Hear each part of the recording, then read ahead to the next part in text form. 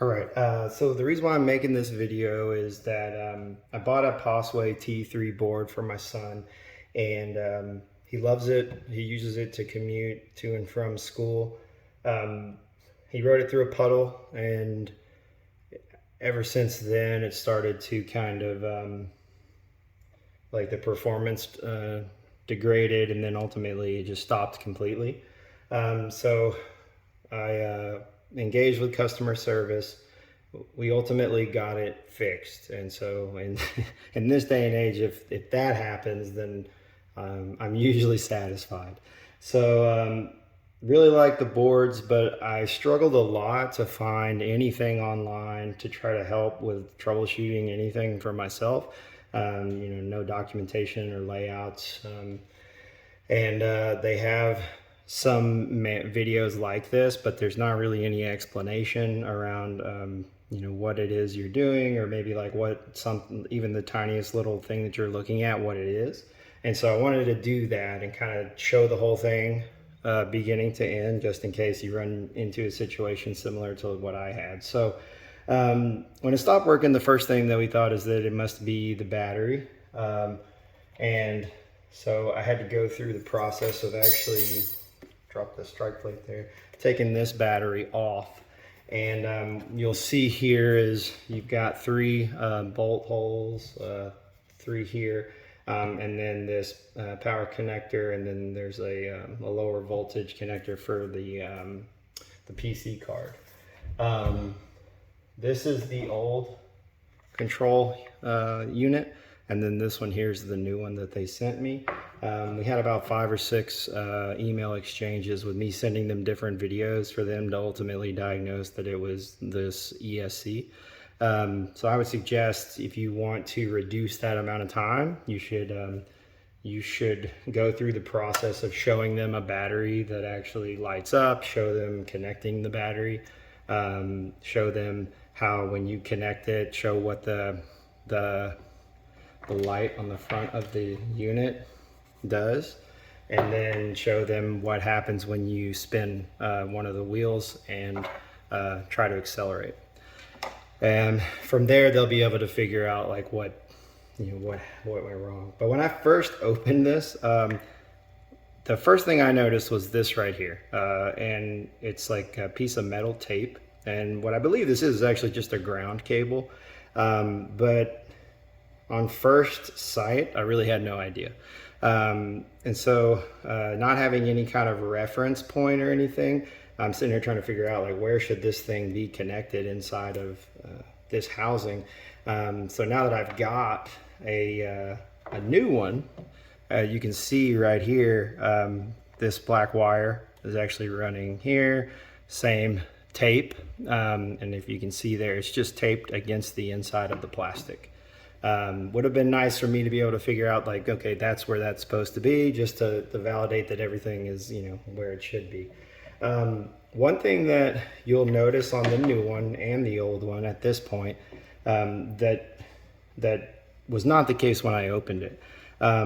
If you look at all of these connecting ports right here, the wires were already connected, and they were using a rubber sealant over the connections, and that rubber sealant actually would go into like this one, which wasn't used and isn't used now, and then also into this one, which wasn't used and isn't used now.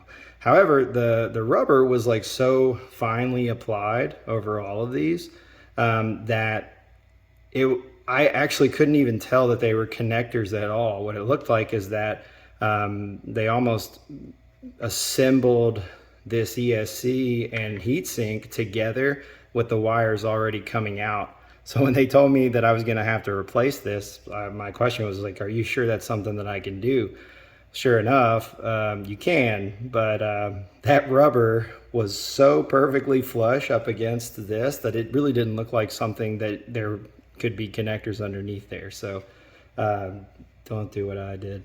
And so from that point, what I did is I started unplugging the connectors from here, here, and here. Like I said, this one's not used, and neither is this one. So if I put this old one down and show you the newer one, again, I've got, this is the power. So this is the same exact thing. However, there's a little bit less rubber sealant because the one that they sent back to me couldn't be sealed. So I would suggest that, and I haven't done it yet myself, but once you do replace it, that you should try to, I guess, save the integrity of these electrical components by trying to seal it as best you can. So what I did was I actually took, and if you look here, my job's not as good, but if that right there is sort of me salvaging the rubber seal, if you will, from the other one and melting it so that I could have a firm connection and cover up these two connecting ports. I haven't done it yet for this ribbon cable right here. And then I was able to salvage a little bit of it to go ahead and seal around this horizontal one as well. You can see that one's a little bit exposed. But the one thing that I did want to cover is there are a lot of plugs and female ends on this board right here. And it turns out that you have 1, 2, 3, 4, 5, and you're only going to use 3 of them. You use this center one here, and it's the only one that's vertical, and it is what runs the control card back to the actual power. And then from there, what you'll have is 2 wires that are coming out of both of these motors. So I actually took one of these apart. I won't do it in this video. If somebody wants it, I could show it. Turns out all of this is run by magnets using electric current. It's pretty cool, pretty interesting design. There are bearings inside of here. They're the kind of bearings that I think perform best with like a lightweight type of oil, not grease and not like powder graphite. You'd have to check me on that though. The one thing that I noticed is we felt like we were having a little bit of drag with one of these wheels, and I opened it, and there was actually some sticky material that seemed to have oozed out of one of the coils, because there's just copper just being woven. I mean, it might be the length of a football field inside of there. So I cleaned that up and then put the housing back on and then reattached the wheel. And it spins a lot more freely now with less friction. But you know, if you want to see that, I'm more than happy to do it. But I would think that you probably wouldn't have to mess with this. I messed with it just because my son was complaining about him having a noticeable drag. It also seems like since we replaced this unit, some of that has also improved. So I might not have done anything. Anyways, so we've got this cable here running from the left motor, and then this one running from the right. As far as I can tell between both of them, the motors are exactly the same. There's not one that does anything different. If you look at the back side of this control housing, there's 2 grooves, and that's for these cable, the cable and the sheath to sit snugly right here in the housing without getting damaged or crimped. So the one mistake that I made when I first did this is I actually connected these with the module up like this, and it didn't occur to me that when I was done, I was going to actually have to attach it by rotating this module back and then having 2 parallel uncrossing lines. So what I ended up doing was connecting this one here and this one here, and they weren't crisscrossed until I flipped it over. So that was a little bit of an issue. And then I also, what I did incorrectly the first time is I ran this to this side, and I ran this one to this side. And if you run the power and the control signal to the wrong side, you'll actually end up with a situation where the wheels fight each other. This one might spin this way and this one might spin this way, and the board was just sitting still, going like wiggling back and forth. So make sure that you get them on the right side, as in the right one needs to connect to the one that's ultimately going to end up on the right, like this right here. So both motors both only have 2 connections. You've got the connection that goes into, and we'll talk about it from this angle. There's only 3. The top one on the left side, and then you've got your right motor goes to the top one on the left side, and then your left motor goes to the top one on the right side, and then the power goes to the same corresponding. So right here we are right to left, and then on this one we're left to right. Then we flip it, now we're left to left, right to right. The only thing we have left to do here at this point is we've got this connector, and we've got the power, which are coming from the battery, which is going to be attached here. And so what we can do is go ahead and just plug this in, and then this one here has a clip, and these weren't really, I didn't have any trouble disconnecting any of these parts, which is nice, because sometimes you run into stuff like this where you feel like you might almost break the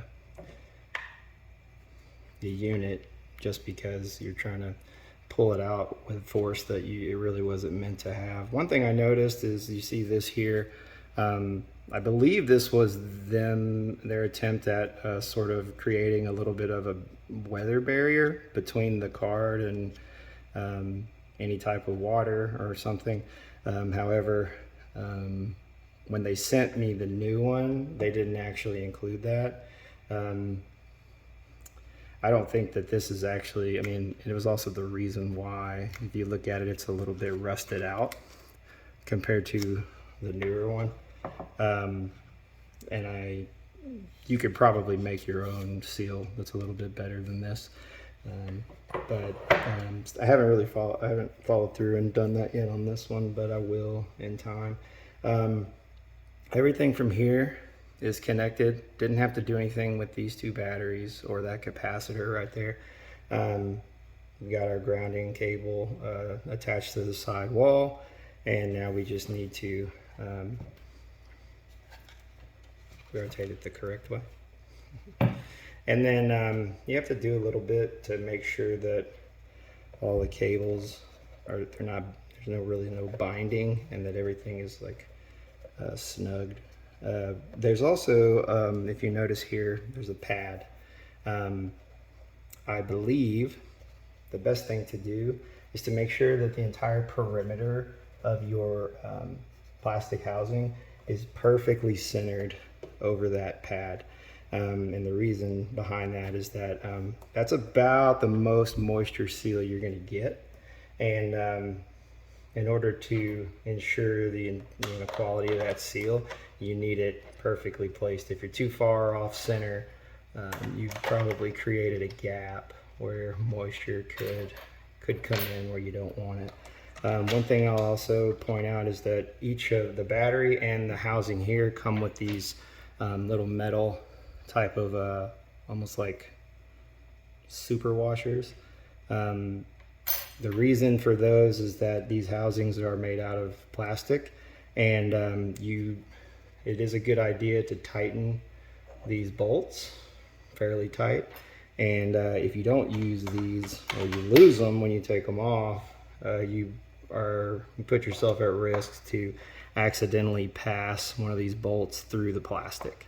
the metal is actually going to distribute that kind of attaching force across the whole metal piece there. So I'm not going to tighten the whole entire thing. I'll just get this snug, and then I'll show you how to put the battery back on.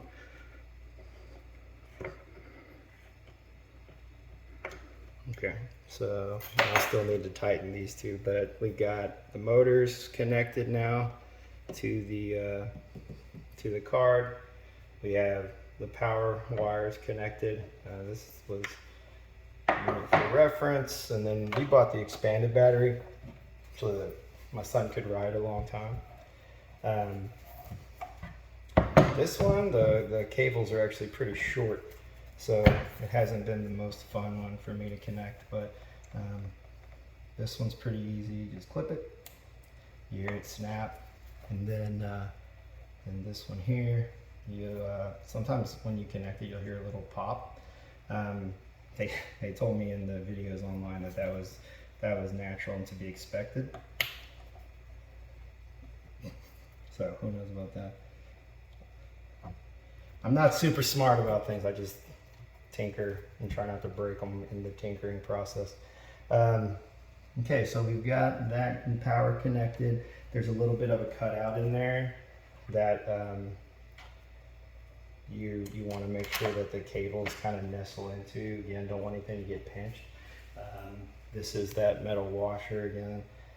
Want to make sure that I get that placed back on here. The board itself, if you're like looking at this, I don't know if you're looking to troubleshoot or just to learn a little bit about it, honestly, they're pretty awesome. The regenerative brakes work fantastic. The battery life is very reliable. The only thing that I would say is, unless I think you're riding, I think it's like the Icon 2, you should just go ahead and assume that any electric skateboard out there is most likely not waterproof. And that'd probably save you from a lot of headaches. But in the event that you do get some water damage on it, within warranty, Possway was kind enough to go ahead and send us a replacement. It took about 10 business days to get here. And like I said, I went through probably 10 to 15 days of emailing back and forth to try to troubleshoot the issue. So like I was saying, if you want to cut that time period down, it helps to go ahead and just take this apart, take that apart. You know, at first I was worried that would be putting myself at risk because you know, I didn't want to disassemble anything until they told me to, but they seemed fairly open to it. So I just took the pieces apart and showed them.